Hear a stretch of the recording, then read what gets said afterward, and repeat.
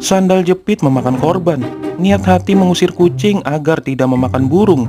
Sandal jepit bapak ini malah menampol burungnya hingga terkapar. Namun, karena nasi sudah menjadi bubur, bapak berbaju hitam ini hanya bisa meratapi dengan penuh penyesalan.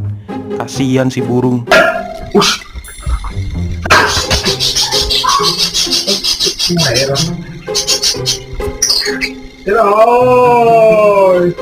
Bagaimana menurut kalian? Siapa yang salah? Kucing, burung, atau sandal si bapak? Tulis pendapatmu di kolom komentar ya.